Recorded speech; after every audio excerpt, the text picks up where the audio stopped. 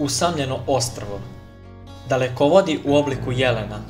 Robin Williams kao cheerleadersica 1980. godine. Napravljeno seckanjem običnog papira. Reakcija dečaka kada je shvatio da iza njega stoji Gareth Bale.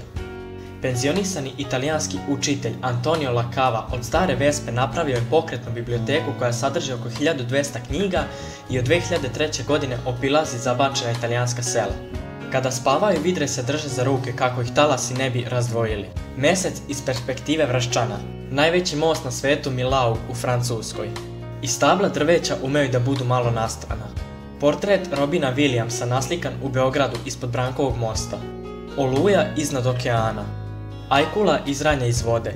Selfie aviona. Najbolja fotografija sa odmora ikada.